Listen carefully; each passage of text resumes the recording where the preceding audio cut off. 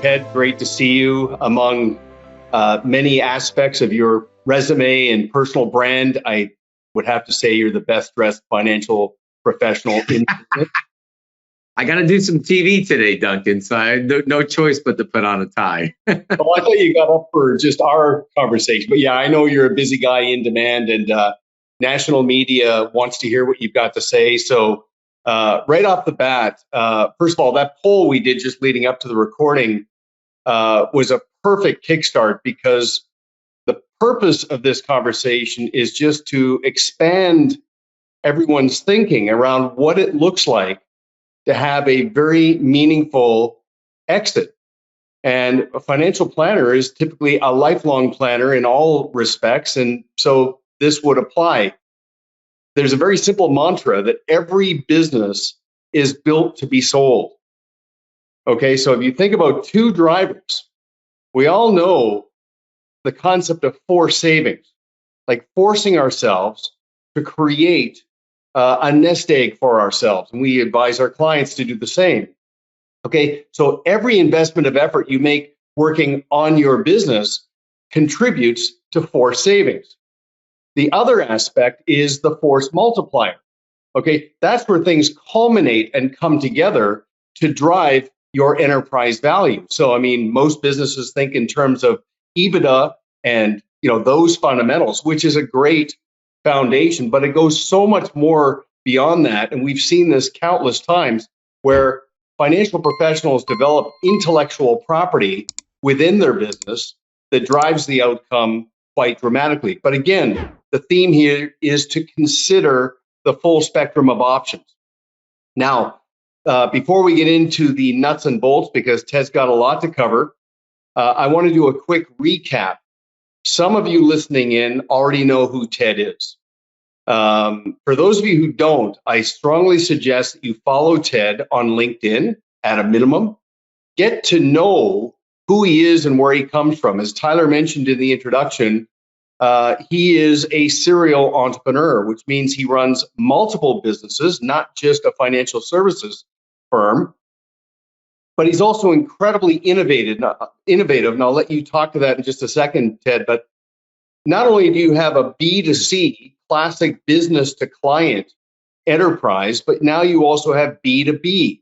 And I think a lot of that comes from the fact that you yourself had a successful exit that was pleasantly surprising in terms of its outcome. It was very unique, not traditional, and of course was rooted in a sell and stay, which meant you de-risked, you sold a portion of your business and had options beyond that, but that allowed you to also continue being a financial advisor. And it probably activated a higher sense of purpose and relevance and impact. And I think you want to demystify for other advisors what that looks like based on your own personal experience. So I'll let you take it from there, but thanks for being here. Yeah, well, thanks for having me on, Duncan. I enjoy doing these, and hopefully we can educate people a little bit more. I saw in the beginning in that poll, Duncan, it looks like 70% of the people said, I'm not sure right now, but I want to know what my options are. And I would tell everybody on this broadcast that if you think about it like a piece of real estate, would you really go to an independent appraisal company to try to figure out what your house is worth? You probably wouldn't do that, right? You might go to Zillow, which is best guess. Zillow's off half the time, it's on half the time. But eventually, the real mark of determining what the value of your property is to take it on the market. Now, whether you're going to sell your property or not, even if you did a for sale by business owner, if you put it on the market and you put a sign out there and you get some offers, the market speaks, Duncan. The market always speaks. And I look at our industry right now, and there's so many advisors that say, yeah, I got a valuation done by FP Transitions, or I got a valuation done by an independent person. And I would tell all of you, so what?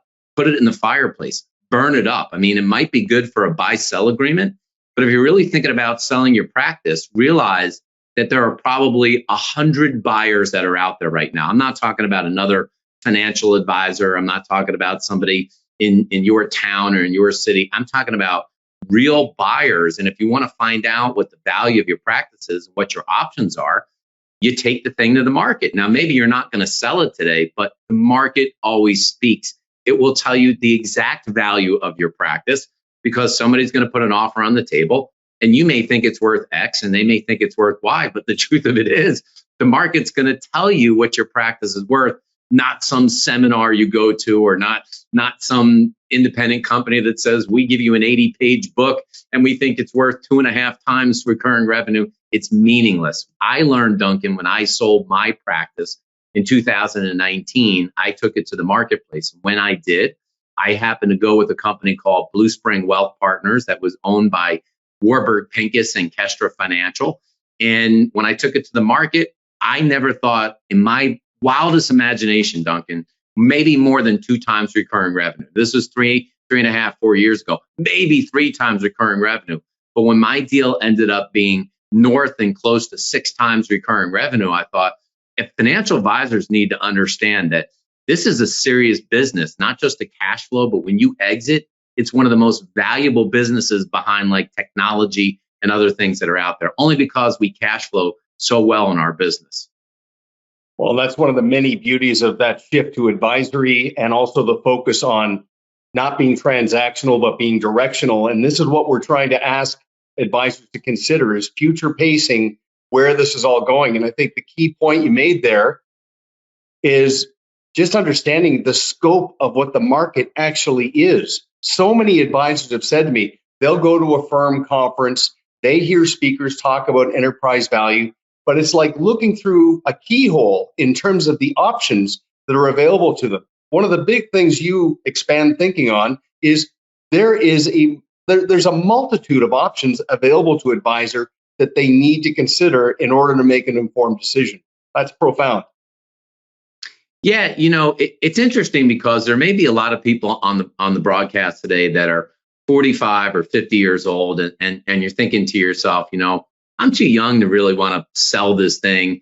I think I can double it over the next 10 years. But it's really important for everybody to think about the velocity of money and the velocity of stock. And I'm going to tell you what those two concepts are. When you look at the velocity of money, some of you may be making $1 million a year. I was obviously, when I sold mine, I was making a few $1 million a year. And when you think about that, you in simple math in your head, you're thinking, if I do nothing, in 10 years from now, I'll make $1 million a year, which means I'll make $10 million. Why would I sell somebody today my practice for $10 million when I know I can make it and then I'll have it at the end? The difference is the $1 million, first of all, is taxed as ordinary income. You all know that. It drops to your bottom line. The second thing is that the 10 million is taxed at capital gains. But even at that, you might have $8 million in your pocket today. And a lot of these places, Duncan, they don't want you to leave. They want you to stay, which means you got paid and you're still getting paid to do the business, to pay for your bills and still grow your net worth. The second piece of this, and this is an interesting question I want people to think about going into this, you probably have not thought about. Do you think that your stock in your practice can grow faster than a stock in a good private equity company? Because even if you do double your practice, what happens if you had stock in a company that would quadruple or quintuple over the next decade? Even if you were right in your calculations, you're still going to be wrong because the stock in that company grows faster. And then I would just have people, Duncan, think about this last thought, which is who knows where the industry will be in 10 years. I remember in the late 90s when we started doing wrap accounts, 2.5% to 3% was the norm. Today, we know it's getting close to 1%. Where do you think it's going to be in 10 years? So even if you double your practice, if you get ripped down to 50 basis points 10 years from now, will you really have doubled your book? I'm not saying it won't happen for everybody out there. I'm just giving you food for thought about why this could be a potential option to look at. That's why I did it, by the way. So from 2019 to today, in many of our conversations, you talk a lot about de-risking. Was that a big driver for you in 2019? Because you look at what the world's been through since then to today, force majeure, massive disruptions, a lot of noise. Was that a primary motivator for you, was to de-risk, or did you have other motivations? Well, first of all, I've never slept better than I do now.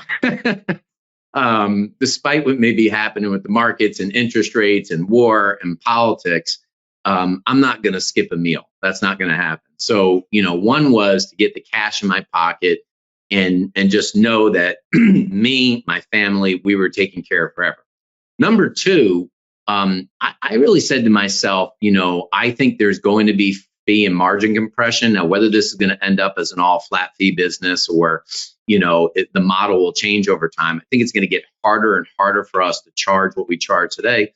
Plus, I don't know what was going to happen regulatory wise or industry wise. There's a million things that could happen. I said, if I take some chips off the table now, it doesn't mean I can't work. I'm still working, right? I'm still doing things that I want to be doing. And I could have been a practitioner for the next 15 years of my life. But it was the third reason that I did it. After doing 25 meetings a week, pounding away, I got burnt out. And I do enjoy being an entrepreneur, but I got burnt out with the same conversation about where's the market headed? What's going to happen if the Republicans are in or the Democrats are in? Where's the interest? You just get tired of it. And for all those reasons, I made the move. Do I love still getting up and working every day? You betcha. I love it, but I'm more enthused than I was before because I still want to make a lot of money, Duncan. Let's make no bones about that. But I don't have to worry about it if I don't. And it's given me more freedom to just take chances, think about where I'm doing the things that I'm doing. Well, and you think about a financial professional having a conversation with a client about the importance of having dry powder. I mean, it's 101 that good decisions stem from strong positions. So you put yourself in a strong position that liberated you to open your eyes to opportunities, to feel great with that work optional lifestyle. That's a powerful driver in entrepreneurship. And just before we continue, I want to plant a seed for everybody. At the end, we have 2 meaningful resources we're going to make available for you to prime the pump, to start planning on what your eventual or more immediate exit might look like. And these are drawn directly from our core programs. So just make yourself a note of that. But I do want to remind everybody, the advisor of the future, by definition, has evolved beyond having a book of business. They now think of it as an actual business. They run their business like a business, and they're looking down the road at where it's all going and what that exit will look like. Now, of course, we're all talking to people about, answering questions about what's up with the markets and these geopolitical issues. The one thing I remind every advisor I talk to is just some context. Okay, so in the last 100 years, the markets have gone through, I think if I remember correctly, over 30 meaningful episodes of severe turbulence, and we're batting 1,000. So the likelihood that we're going to come out of this better than we went in, just like '08 and just like any of these other disruptions, is very, very high. But in the meantime, let's just put the odds in our favor and consider what these options are. So Ted, you are very methodical, very process driven. Let's start to walk through what it is that advisors need to consider to really prime the pump and get themselves prepared for a meaningful outcome in their exit. So I'll hand it to you. Yeah, well, first of all, let's just start with the numbers. That obviously revenue matters and cash flow matters, right? Because some companies will pay a multiple on revenue. Many companies, they're going to pay on a multiple of cash flow. So it's important that if you set up your P&L, which by the way, a lot of advisors, their P&Ls they're just not easy to read. So I would get a bookkeeper now, unless you have an internal bookkeeper, and make sure that the P&Ls are very easy and clean to read. I would pay yourself a salary despite what your CPA says, because when you sell the business, if you want to work in it, they still have to pay you. So if you're not paying yourself, you've got to realize that you think your free cash flow might be 70% of your revenues, but no one's going to buy your business for 70 or 80% of your cash flow, because whether you or somebody else has to come in and work it, there's not as much free cash flow as you think. And there's no problem putting BS expenses. I'm not saying you're doing it, but putting BS expenses into your P&L. But I would recommend that you just keep a list of what kind of personal expense that might be in there, because these companies understand add backs. It's a normal part of the process when you recast cash flows in a business. Recurring revenue needs to be at least 80%. Now, if you're a high commission person, it doesn't mean that you can't sell. But if you want to command top dollar, 100% RIA will command a little bit more.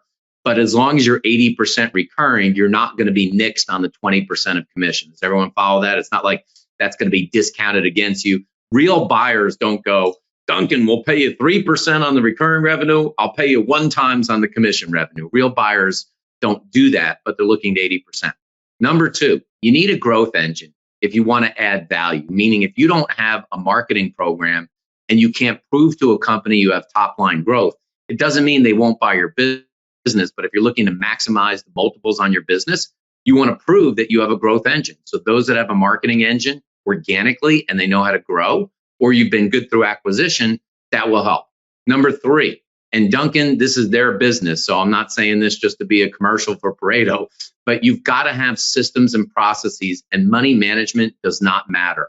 I have seen so many of these transactions, and I can tell you that your super philosophy about how to manage money is not going to add intrinsic value to your business. In the end, a lot of these companies may say, you can do your own money management. Some of them will say, we don't want you in money management. We want you to grow the top line of the business. So just if you think that that's your special sauce and you're going to sell it for more, you probably won't. And then the last piece of this is to make sure, if possible, that you've got a generation 2 successor. It will add value to your business to have a junior or juniors that are there, that even if you don't plan to leave for 10 years, it just adds more value to have that junior in the business. All of these, it's not an end all be all list.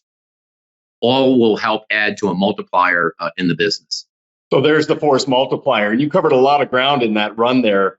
I'm assuming, and I'm pretty confident here, that your Monetize Your Practice resource provides that checklist. Completely. Yeah. At the end, they'll get a link. And even if you're one of the people at the beginning that said, I don't know what my options are right now, Duncan and Tyler will put something at the end, and you can find out what your options are. But these are really critical things to be thinking about if you're thinking about trying to command top dollar for the business, whether you plan to work in it or not over the long term. Yeah, due diligence is so key here. And I want to come back to your point about options, because when we do practice management consulting for an advisor who's taking the long view, that they go, okay, I might want to maximize in 3 to 5 years, so I'll do the work now. Their assumption is that the buyer is either going to be a colleague or another advisor within their firm or the firm itself. They're not really considering that third option, which is the third option tends to be more enlightened about the things you're talking about: the continuity and succession plan, the intrinsic intellectual property around best practices, the marketing and business development growth drivers, like all of those elements. They're looking down the path. I would like you to spend a little bit of time on those private equity firms that are enlightened around where the business is going and placing a value on that. Yeah, so let's just talk first about capital. Most of you at some point in your career probably sold an annuity contract, okay? And when you look at annuity companies, you may wonder why sometimes some companies' rates are really good, or bonus programs, then they come down, then they're really good, then they come down, and it's all about capital. And so you need to know the marketplace, because these private equity companies, some of them are more well-resourced, and they're constantly having large backers, so they have capital, and some are trying to finance the deals themselves, and that matters because it will affect the multiple they could pay for your business. When you look at these companies, what you want to be asking yourself is, what's the culture am I looking for? Do I want to maintain my brand? Yes or no? Do I want to manage the money? Yes or no? Where am I weakest in my practice? Is it practice management? Is it marketing? Is it technology? Because when you want to find a suitable partner, it's not all about money, because if you plan to be there another 10 years, you want to believe that the stock in their company is going to grow, right? You're going to help grow it, and you want to believe it's going to grow. So all those are factors to look at. I think that what most advisors realize is that if you clear through a place like LPL, there are probably 15 private equity companies that deal with LPL Even if you are an LPL rep or not, right? That some of them use LPLs. I'm just using it as an example, but this is true for FiNet and other platforms that are out there, that there are multiple players that hook into that broker dealer, or they hook into that trading system. And so in a lot of cases, you may not even have to repaper. You may not have to change your book at all. Some cases, Duncan, it's just negative consent in the RIA, and that's it. In some cases, it's positive consent. But I think these are all factors to be thinking about. Some people are always worried about that. What happens if I have to repaper? Well, if somebody gives you $20 million for your business, you'll repaper. I mean, it's just but in some cases you might not have to repaper depending upon where you are. If you're a pure RIA or if you're at a broker dealer, some broker dealers, you don't have to move at all because there are a lot of companies that deal with that broker dealer. One final comment on here, just because, this is so topical. One of the trends you're going to see, and I am seeing now, is that your broker dealer may say, hey, Duncan, I want to buy 25% of your business. And I'm going to tell you that could be one of the worst moves that you ever make, because basically you're going to pigeonhole yourself in that broker dealer. Broker dealers are not dumb. They're thinking now, how can I make sure that you don't leave my broker dealer? I'm not talking about getting recruited, but even if you sell. And one of the ways to do that is if they buy 25% of your book, where are you going to go? You go to another broker dealer. You think the broker dealers are going to be splitting? I mean, they don't do that today. So just be very careful. I have seen, Duncan, some broker dealers now that will buy 100% of the book. It may not always be the best deal. And this is why you have to shop all your options out there. You made a great point, because I've seen this firsthand. We all know caveat emptor, right? Buyer beware. Well, there's a bookend to that. Caveat venditer, seller beware.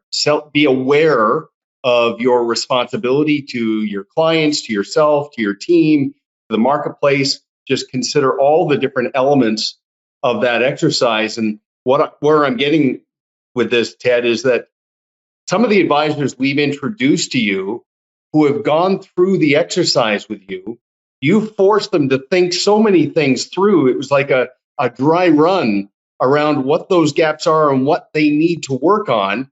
So they actually said, okay, give me 6 to 12 months to work on this, because I want to maximize what this outcome is going to look like. And there were such profound gaps where to get from 2 or 3 times to 6 or 8 times, these were simple adjustments. It's not unlike if you're thinking about selling your home and you bring in a couple of agents to compare, comparables in the neighborhood, and then they point things out. You should consider doing this or consider doing that, because it'll amplify the value of the house. That dry run is such a powerful exercise to squeeze more juice out of the orange.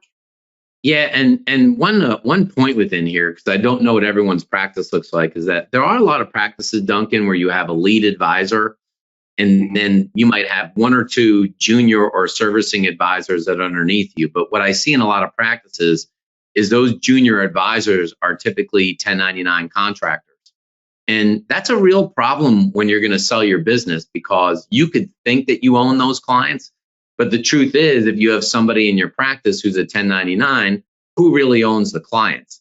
So, when you have that kind of structure, even if it feels like a group practice, the legalities of your contracts matter. And if you're running an OSJ model, you have even more problems, because in the end, I'm not saying this disrespectfully, what is your OSJ worth? If you don't own any of the clients and you're getting an override, when you think you're going to sell your OSJ, what are you going to be selling? Now, what's it worth? You don't own anything. You don't own any of the clients. And so I'm not saying you can't sell that, but I can tell you there are structures legally. If you're in that group practice or you have some juniors, you want to get those legal things in place. It will make it a heck of a lot easier to sell than when you get there and say, oh, well, I'll talk to Duncan. He's going to be good to coming with me and selling his book. And in the end, I've seen so many of those, Duncan, blow up because the junior advisor is not good to go, or there's a difference in opinion, or how's the cut of the equity going to really happen? These are all important business discussions. And I see many advisors that fail to have them beforehand, and then they suffer when they try to sell their business. Yeah, very good point. And on the other side of that, back to your point about the growth drivers, those who have really have got their protege in place and position the protege to work with the 80% of the clients who generate 20% of the business, they were able to maximize those relationships while the lead advisor could go deeper into the 20%. And again, one of those other force multipliers that is so powerful. So yeah, these are really important distinctions. What I'd like you to do now, if you don't mind, and I'll just put you on the spot, I'd like you to talk about some actual scenarios of what it looked like Yeah. when somebody opted in and basically empowered you to help them demystify and walk them through the process. Because I've heard so many great examples of advisors who have come back to me and said, I had no idea the vein of gold I was sitting on here that was unlocked through this exercise. So could you go there? Yeah, so it might be helpful to just give people a construct about what a deal looks like, right? Because I know we're talking about the anatomy of a deal, Duncan, and I want everyone to recognize that there are several parts to every transaction, right? One is the consideration or the real value of your business, and you know, whatever you may think your business is worth, the market will speak. But if you're doing a $2 million of revenue, one question to be asking yourself today is that if I was really going to write you a check and you were actually going to say yes, I've seen advisors get cold feet. How much would that be? Let's just say you said it was $10 million. Great. That's a consideration for the business. 2 million rev, 10 million for the practice. But there's a real, if you plan to stay on, which I noticed some people in the beginning said, I'd love to sell and stay. There's a real negotiation about the construct of ongoing pay. Some companies, Duncan, do it salary plus bonus. Some do salary plus a percentage of EBITDA. Some of them pay a certain payout level for legacy business and a certain payout level for new business. On the new business, it could be more if you self-generate the business, and maybe less if they self-generate the business. So there's a myriad number of factors to how that ongoing compensation is going to work.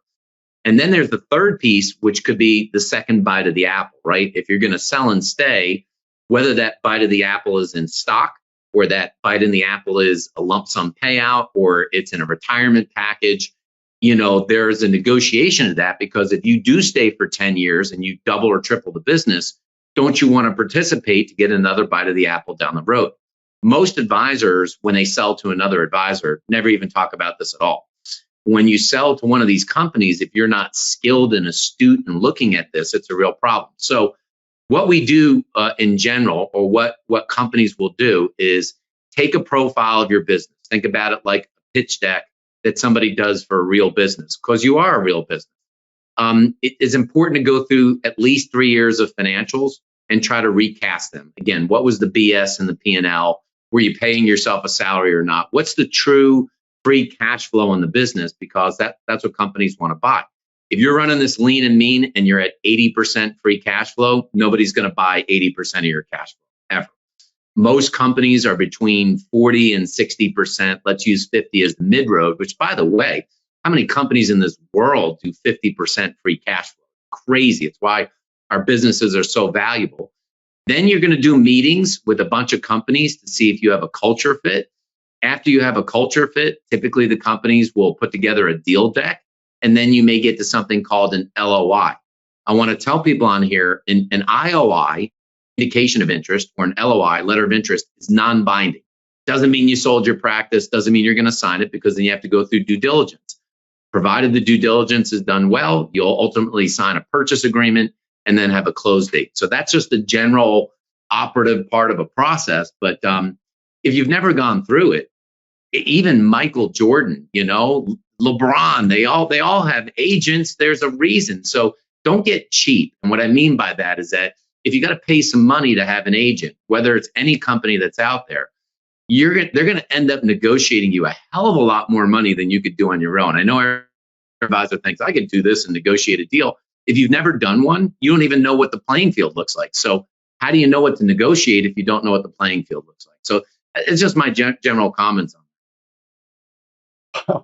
We've all seen examples or warnings around whether it's an athlete or a celebrity having a parent or another family member represent their interests, and just blurring some of the emotional elements and it not working out well. So that's a really good point I didn't consider.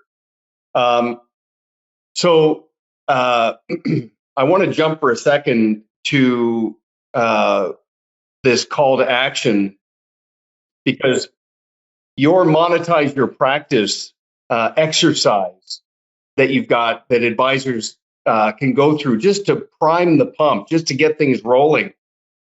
Does it take into consideration all of those elements you just mentioned in a very sequential manner? Yeah, totally. And here's what's super cool right now, Duncan, is that there are a lot of people, because your practices are probably still down with the markets. I realize some of you may be down 15%, some of you are down 5%. A few of you are probably up because you're great at bringing in assets. But I recently saw a practice at 970,000 of revenue sell for 5.2 million. I recently saw a practice at 3 million of revenue sell for 19.5 million. $19.5 million. So, don't think for a second, just because interest rates are up and everybody's telling you the market's getting squeezed. Is it really getting squeezed? A little bit.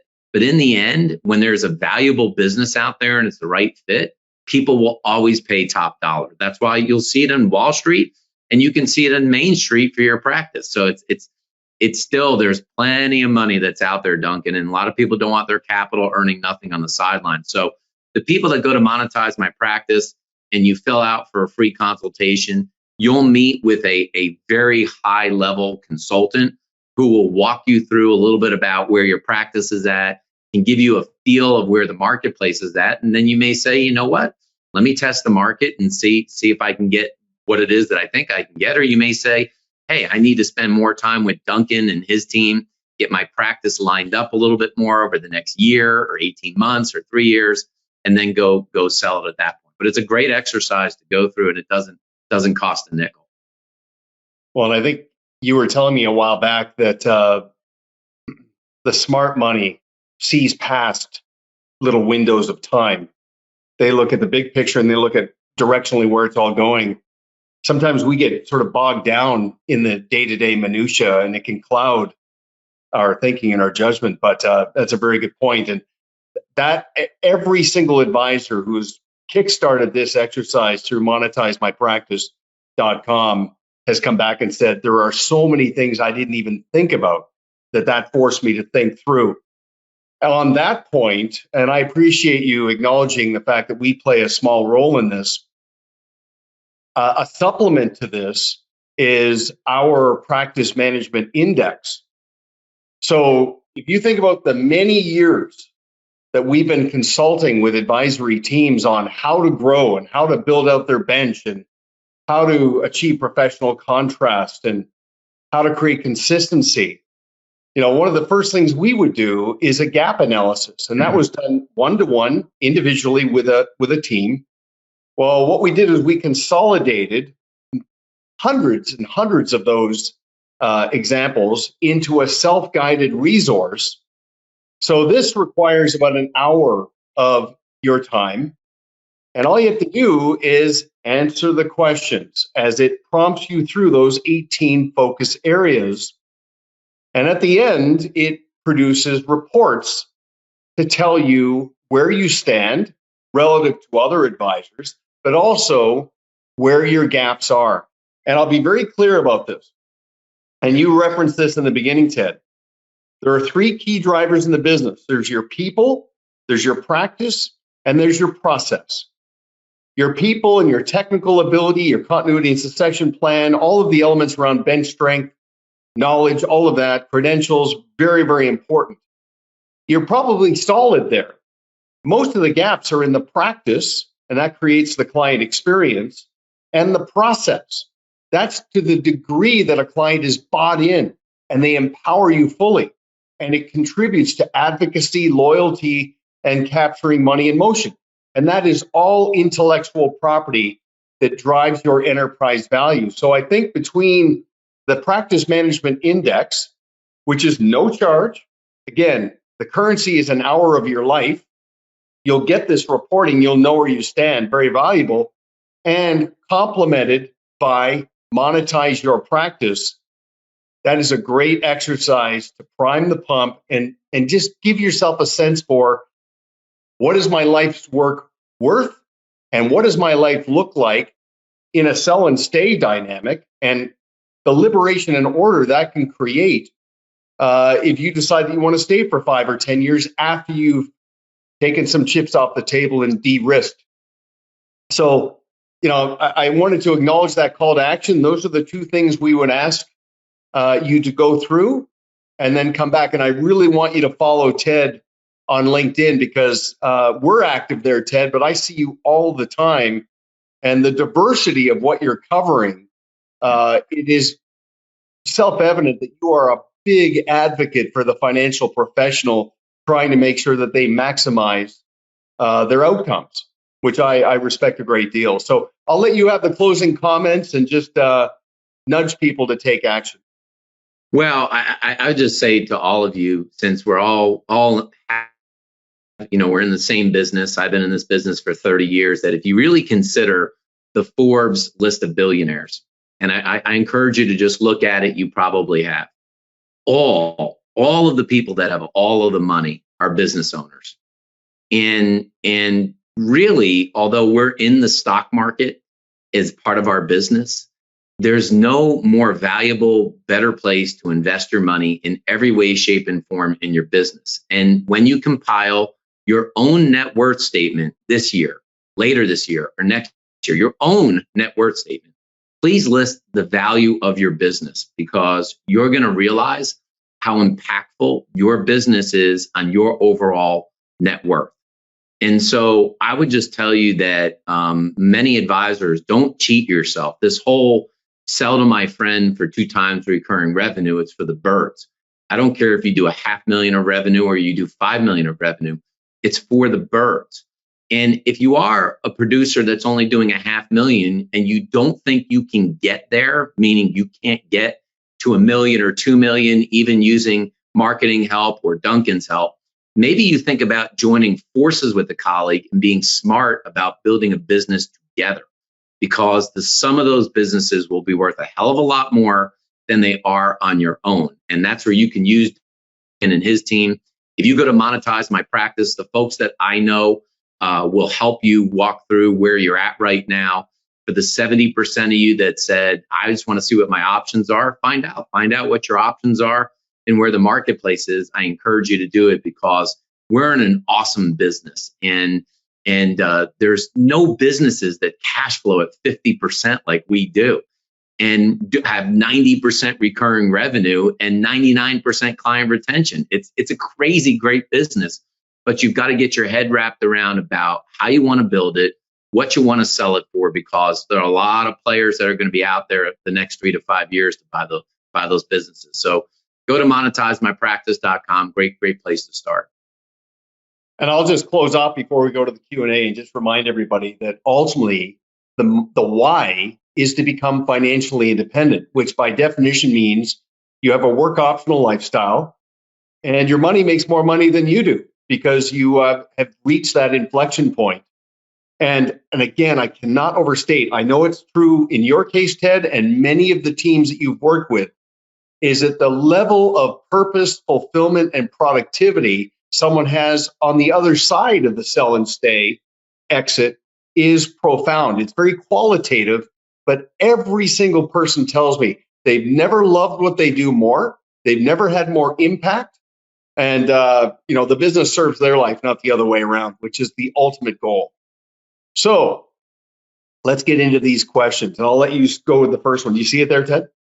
I do. It says, what is the best thing I can do to prepare myself for an exit? And I'm just going to use the term, make sure you get your ducks in a row. And what I mean by that is make sure that the last year, at least, of your P&L statements are incredibly clean and they're easy to explain. Confusion in the P&L will jam up, getting a deal done. Number 2, make sure you get your legal contracts in place, meaning if you have W-2s in the business, that the employment contracts look right.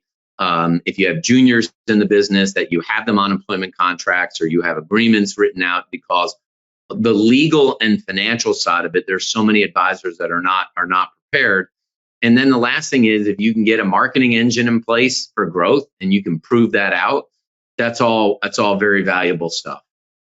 And on the marketing engine, have you had advisors who have empowered you to help them with their exit actually adopt some of your marketing drivers that you've developed that are proprietary to you?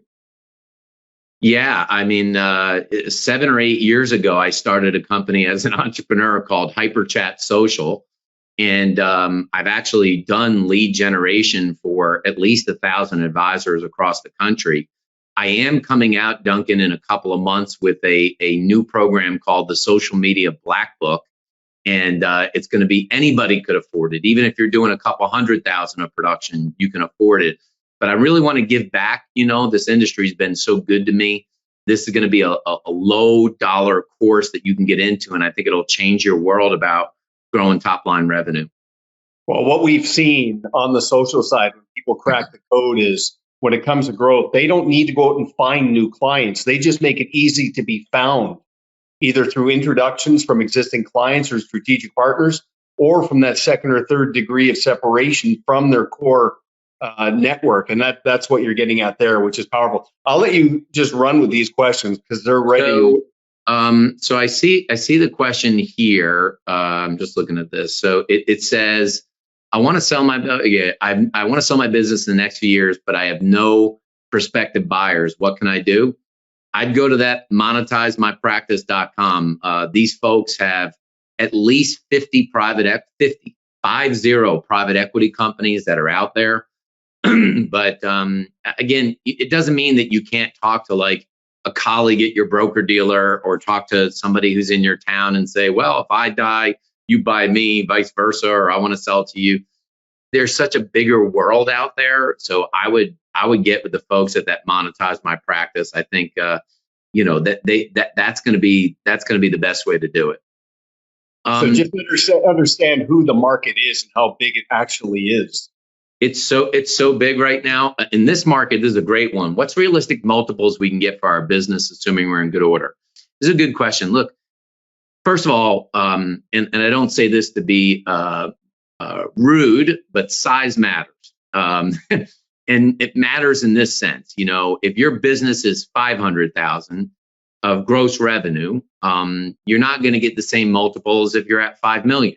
So, scale matters in here. And it's why I'm saying if you're smaller and you can't grow yourself, maybe you do want to partner up with somebody. And if you're bigger, you should think about how to get even bigger because it's going to be a bigger multiple. That being said, I'm seeing top line revenue multiples between 4 and 6.5 on gross revenue. And EBITDA is weird. Free cash flow is weird because every company's got a slightly different version about how they calculate EBITDA. You would think it's all the same, but it's not. But I'm seeing smaller practices in the 7 to 8 times range on cash flow. I'm seeing bigger ones still in the 12 to 14 range on cash flow. Massive friggin' numbers. And most fee for services businesses don't have that luxury because they are so transactional. They don't have the advisory and the recurring revenue dynamic, which makes this very, very unique. I had a friend of mine, Duncan, who I talked to this week, 3.1 million of revenue. The deal was 19.5 million. Nine times on cash flow was basically guaranteed, if you will. And then another 2.5 was on like earnouts and growth numbers. And then it was an ongoing payout of 24% on legacy business and 37% on new business. So you tell me, somebody paid you $19 million for your practice, and you could still have a blended payout rate of 30% or so, all expenses paid. Are you going to be upset with that? And the stock pays a dividend that they got too. And I think the stock in this particular company, because I looked at this, I think it'll quadruple over the next 5 years. He would never, even if he was growing, he'd never be able to grow the velocity of his money as fast. No way. And by the way, here's an interesting point. Since we're all financial advisors, who the hell knows what's going to happen to capital gains? I'm not saying that negatively. Do you really think it's going to get lower than 20%? Survey says in Family Feud, probably not. Could it get higher? Sure. Where's the government going to get their money? Now, will it go back to 39.6%? I don't know. But I don't think it's going to get better for you. That's all I'm saying. I don't think it's going to get better for you. Good decisions stem from strong positions. So just de-risk. And then this last question I love because it's basically the inverse of what we're talking about. Somebody who wants to acquire more businesses themselves, this whole exercise expands their thinking in terms of what to look for and how to achieve professional contrast. Because if you think about that old cliche, there's more buyers than sellers. Well, that's an opportunity just to stand out from the pack. So the core dynamic here is work on the business, not in the business. Work on it. Understand where the intrinsic value is based on intellectual property. And so this exercise would apply to buyers, not just sellers. Yeah, and I see one here. I want to acquire more practices. What's the best tools to accomplish this? My initial thought was, Russian roulette, because, look, I'm not telling you any of these are bad companies, but everybody I talk to says it's a complete bitch to do this through Succession Link or APBOE or any of those, because there's 8,000 people that want to buy one. I'm going to tell you two interesting twists on this, and y'all may like to hear this or you may not. One is that brand matters. And when you think about why people are willing to be acquired, obviously money matters, but it doesn't always matter as much as where they think their clients are going to end up landing. So if you're a small time practice that you're working out of your basement or you're in some Regis facility, you got to ask yourself if somebody's going to sell it to you to be like, God, what's going to happen to my clients? But if you've got billboards in town or you're on the radio or more people know your name, and that's kind of what we did in Atlanta, there are a lot more people that are willing to join you. I'm not saying irrespective of the money, but money isn't going to be everything. And two is you got to get off your tail and go network. I mean, you got to go to FPA meetings. You got to go to places to be where the action is, because I think doing it on the boards is going to be incredibly tough. So if you're sitting here thinking, I just want to buy a practice that does like 500,000 of revenue, they're 71 years old, they want to retire. A lot of those practitioners too are just going to cash flow that thing until they die. So it's challenging. It's work, but brand matters, and I would be networking more. Okay, excellent. Great as always, Ted. And just a recap for everybody, find Ted Jenkin on LinkedIn, follow him, stay connected, understand how he's communicating to the world, both to his clients, to other advisors, and to investors in general. Go to monetizemypractice.com, go through that exercise and just get it out of your head. And then lastly, check out the Practice Management Index.